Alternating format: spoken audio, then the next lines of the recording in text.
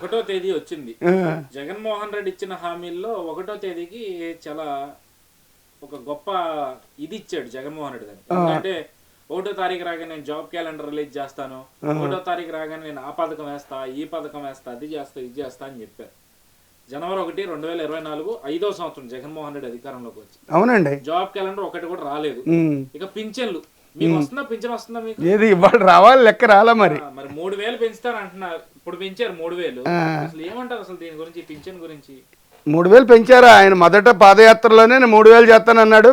మళ్ళీ గెలిచిన తర్వాత ఏమన్నా అంటే ముందు 2000, ఆ తర్వాత 250 కాడికి నేను వాడిపోయే టయానికి 3000 చేస్తానన్నాడు.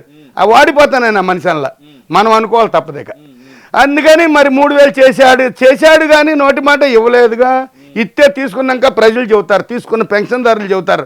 అదొకటేను ఈయన వాగ్దానాలు చేయని ఎన్ని బొచ్చుడు చేశాడు, ఏది ఒక్కటి నెరవేర్తలేదు కదా. ఇప్పుడు అమినిగడ్డ మీకు కోపాలు వస్తాయి, పదే పదే చెప్పకూడదు ఒకళ్ళ పేరు. రమేష్ గారికి బటన్ నొక్కితే కట్టా రోడ్డు వేయించేవాడే. అక్కడ జనమంతా ఆయన అసహించుకుంటే ఆయన ఏమనుకుంటున్నాడు, నాకు స్టేట్ నుంచి రాకపోతే నేను ఎక్కడేమను, నా సొంత డబ్బులు ఖర్చు పెడతానా అని ఆయన అలిగేశాడు. ఆయన అందరూ మిగతా వాళ్ళ పేర్లు చెప్పకూడదు. రమేష్ గారు అంటే నాకు ఇష్టం, మా కమ్యూనిస్టు. ఎప్పుడు దీంట్లోంచి వచ్చేస్తాడా, నేను ఎత్తుకెళ్ళి పుష్పగుచ్చం ఇద్దాం, కమ్యూనిస్టు ఎర్ర జెండా ఎత్తుకెళ్దామని చూస్తున్నా. అంటే ఇదంతా ఎందుకు చెబుతున్నానంటే అతనంటే నాకు ఇష్టం.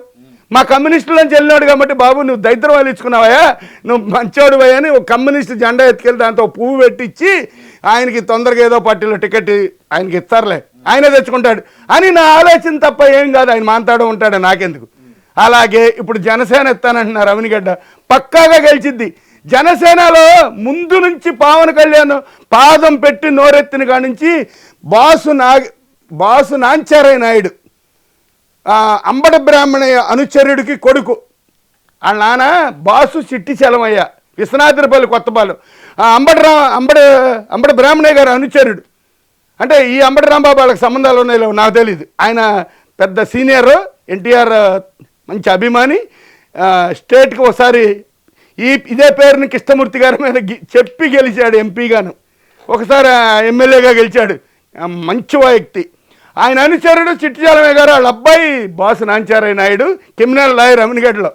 ఆయనకి ఇవ్వచ్చు మరి, లేకపోతే ఆయన ఎవరు బండిరెడ్డి రామకృష్ణ గారికి ఇవ్వచ్చు. మరి ఇంకెవరున్నారు దానికి తగ్గవాళ్ళు? నాకైతే పవన్ కళ్యాణ్ గారు ఉన్నారు. ఆయన మీద పదే పదే విమర్శలు చేస్తారు కదా, చేసుకోనండి. ఈవెన్ ముఖ్యమంత్రి కూడా భీమవరం వెళ్ళి అక్కడ సభలో ఆయన పెళ్లిళ్ళ గురించి మాట్లాడి పక్క రాష్ట్రంలో ఉంటూ పక్క వాడిని ముఖ్యమంత్రి చేయడం కోసం పవన్ కళ్యాణ్ తాపత్రయపడతా ఉన్నాడు. 4 ఏళ్లకోసారి భార్యను మారుస్తాడు, కార్లు మార్చినట్టుగా భార్యలను మారుస్తాడు అని చెప్పి ఈవెన్ ముఖ్యమంత్రి అలాంటి కామెంట్స్ చేయడం అనేది ఎంతవరకు కరెక్ట్? ఆయన స్థాయికి అది కరెక్ట్ కాదు. ఎవరో జగన్మోహన్ రెడ్డి గారు, మన ప్రీతం ముఖ్యమంత్రి గారు, అప్పుడు ప్రెసిడెంట్, ఇంకా 3 నెలలు ఉండబోయే ఆంధ్ర రాష్ట్రం ముఖ్యమంత్రి గారు అలా ఆయన స్థాయికి ఈయన గురించి అలా అనకూడదు.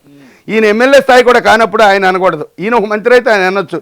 సరే పవన్ కళ్యాణ్ భార్యలు మార్చాడు, కార్లు మార్చాడు, కరెక్టే, ఓకే. నువ్వు మంత్రులు ఎమ్మెల్యేలను ఎందుకు మార్చా? అసలు మంత్రి పదవి వచ్చిద్దని పార్టీ మారిస్తే తల్లిదండ్రిని మార్చినట్టని ఒక మహానుభావుడు, ఒక కవి, ఆయన తోడు మా సుందరయ్య గారు కూడా అని ఉన్నాడు. పార్టీలు మార్చని వాళ్ళ పేర్లు. ఎర్రమనాయుడు కూడా అన్నాడు పార్టీ మార్చకూడదని. మరి మీరెందుకు పార్టీలు మార్చారో? మీ నాన్నగారు కాంగ్రెసే బాబు, నువ్వు వైఎస్ఆర్ఏ బాబు, మీ చెల్లి అమ్మలు కాంగ్రెస్లోకి వచ్చింది బాబు, మరి నువ్వు ఎంపీలని ఎమ్మెల్యేలు మారుతున్నావు బాబు, వాళ్ళు తెలుగుదేశంలోకి వస్తున్నారు బాబు. ఇవన్నీ ఏమవుతాయి? పవన్ కళ్యాణ్ తప్పు చేశాడు, సింగిల్ వే కొట్టేద్దాం కేసు అంటే కోర్టు ద్వారా చేసుకున్నాడు, ఇడాకులు ఇచ్చుకున్నాడు, ఏం తెచ్చాడు, ఆయన జోలు కూడా ఇక్కడ వద్దండి.